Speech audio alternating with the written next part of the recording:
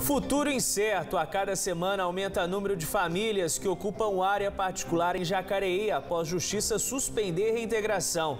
Ocupação irregular reflete um problema antigo na região: a falta de políticas públicas eficientes para garantir moradia digna para pessoas de baixa renda. Dor e revolta. Familiares de idosa encontrada morta dentro de casa na zona rural de Taubaté pedem justiça e empenho nas investigações. Motivação do crime ainda é um mistério. Combate ao tráfico no litoral norte. Pelo menos 11 quilos de cocaína, maconha e crack foram apreendidos durante a operação da Dize em São Sebastião. Informação na palma da mão. São José dos Campos lança aplicativo gratuito para consulta de rotas e horários de ônibus em tempo real. Novidade pretende reduzir o tempo de espera dos passageiros nos pontos de embarque dos coletivos. Alto de Páscoa, espetáculo que há 15 anos relembra a paixão de Cristo, emociona um público de 6 mil pessoas na noite de estreia na Igreja da Cidade, em São José dos Campos. Apresentações seguem até sábado. Terça-feira, 27 de março. O Band Cidade segunda edição já está no ar.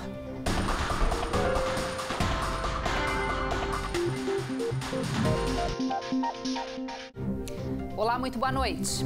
Boa noite para você. Centenas de famílias sem teto ainda aguardam uma decisão definitiva da Justiça sobre o futuro da ocupação de uma área particular em Jacareí. Na semana passada, uma liminar derrubou a decisão que determinava a reintegração de posse da área, que é particular. O pedido de manutenção das famílias foi da Defensoria Pública. A maioria está desempregada e alega não ter onde morar nem condições de pagar um aluguel. Enquanto isso, os barracos seguem se multiplicando no espaço que lembra a antiga ocupação do Pinheirinho, em São José dos Campos. Mudam os atores, mas o problema é o mesmo: a falta de políticas públicas e habitacionais efetivas para garantir moradia digna para pessoas de baixa renda. A Viviane sempre morou no Jardim Morumbi, em São José dos Campos, mas desde janeiro está nessa casa improvisada, com o marido e os filhos. Sem emprego e contando apenas com o auxílio do Bolsa Família, o casal não conseguia mais pagar o aluguel de R$ 350. E há cerca de um mês se mudou para uma área próxima à Estrada Municipal do Varadouro, em Jacareí. Não tá fácil não, a gente tem que descer para pegar água, graças a Deus conseguimos pôr a luz, mas só que não é fácil. Igual eu tenho os filhos meus que estudam para lá, tem que ir para lá. Às vezes você arruma carona, às vezes não arruma, tem que ir a pé. Não é fácil, é para quem realmente necessita e precisa, né?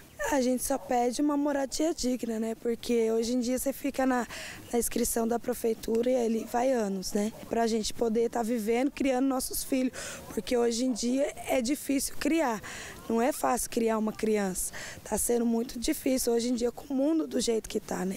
O casal faz parte de um grupo de pessoas que ocupa o terreno desde 26 de janeiro. De acordo com a Defensoria Pública, são cerca de 300 famílias. Já a liderança comunitária fala em mais de 1.000, que gradativamente vêm sendo cadastradas junto à organização do grupo. O que nós estamos defendendo é que essa área é uma área perdida desde 1982, que não cumpre sua função social.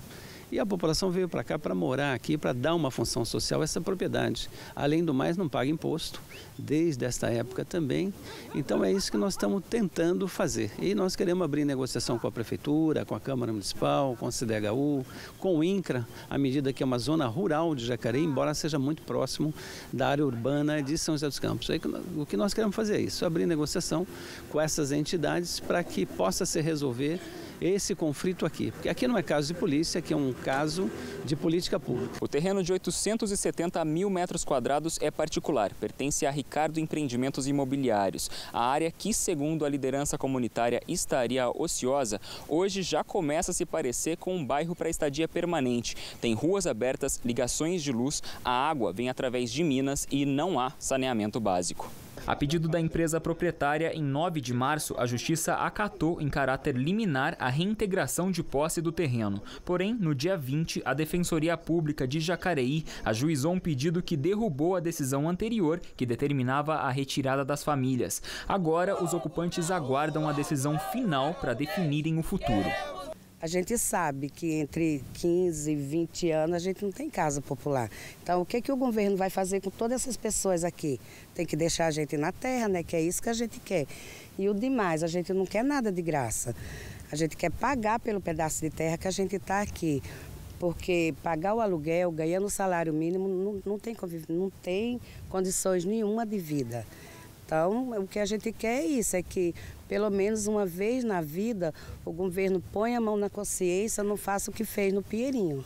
Na avaliação desse especialista, não há um lado certo ou errado, mas a necessidade de revisão das políticas públicas, incluindo projetos habitacionais mais efetivos, para que o problema, se não sanado, seja amenizado. Recentemente, o município de Jacareí, São José e outros, estão vivendo processos, cada um a seu modo, inclusive não articuladamente o suficiente, de promover revisão dos seus planos diretores. Evidentemente, o município ele não tem recursos para promover política de habitação. No atual momento, há duas fontes financiadoras de habitação de interesse social, que é o CDHU, via Governo do Estado de São Paulo, e o programa Minha Casa Minha Vida, do modo que ele ficou. Mas essa questão é histórica, ela não é momentânea. Então, a sucessão de programas de habitação em nível federal e estadual, mas associados à dificuldade de implementar planos de habitação municipal, os planos municipais de habitação, foram tornando cada vez a chamada fila da habitação não ser suprida. Foi enterrado hoje em Taubaté o corpo da idosa de 73 anos, encontrada morta na tarde de ontem, na zona rural da cidade. O caso é investigado pela Polícia Civil, mas até o momento ainda não há informações sobre suspeitos nem o que teria motivado o crime. No velório, familiares e pessoas próximas da dona Edna Valdanini ainda estavam indignados diante de tanta crueldade. O corpo dela foi encontrado ontem dentro da casa onde morava, no bairro Piracangaguá, na zona rural de Taubaté, enrolado num lençol e com hematomas na cabeça e no pescoço. Edna tinha 73 anos e havia se mudado para a cidade há pouco mais de 3 meses. Ela era de Tremembé e dava aulas numa clínica de estética. A polícia ainda investiga as causas da morte. Se encontraram a vítima dentro de uma casa totalmente fechada, com as chaves dentro, objetos de maior valores do que o furtado, e não encontraram o instrumento que utilizou para as perfurações. Quer dizer, a primeira linha de raciocínio, eu que sou leigo, que não sou investigador, eu procurava saber quem tem a chave. Quais são os outros inquilinos? Porque nós não trocamos os miolos da chave. Nós pusemos cadeados nas janelas, mas os miolos das chaves das duas entradas para o ambiente interno, nós infelizmente não trocamos. Era plano, mas não trocamos. Então acredito que a polícia vai correr nessa linha de investigação. Os familiares da vítima disseram que desconhecem qualquer problema que pudesse levar a um ato como esse. Não tem motivo, então assim, o tempo todo no velório, o tempo todo ontem, hoje, nós familiares, os amigos dela, a gente está conversando sobre isso, porque assim, não tem um motivo, a gente não encontra um motivo. Ela não tinha inimigos, ela não tinha briga com ninguém, ela não recebia ameaças de ninguém, nunca foi uma pessoa de fazer o mal a alguém, pelo contrário, ela sempre fazia o bem para todos, até mesmo gente que ela nem conhecia, mal conhecia. Eu, particularmente, acredito que foi um crime premeditado, então, mas eu vou aguardar as investigações e finalizar para a gente ter uma resposta. 11 quilos de drogas entre cocaína, maconha e crack foram apreendidos nesta terça-feira durante uma operação de combate ao tráfico nos bairros Topolândia e Olaria, em São Sebastião. Na ação coordenada pela DISE do Litoral Norte, um laboratório foi desarticulado. No local também foram apreendidos balanças de precisão, estiletes, liquidificador, milhares de pinos e embalagens para acondicionamento e fração da droga, além de galões de éter. Não havia ninguém no local, mas a equipe de investigação já tem pistas dos responsáveis e o provável gerente. Segundo a Polícia Civil, o bairro Topolândia concentra boa parte da droga vendida em Caraguatatuba. A Igreja Matriz de Santo Antônio, no centro de Guaratinguetá, foi furtada na madrugada de hoje. Um dos responsáveis disse que, ao chegar na igreja, se deparou com a sacristia revirada.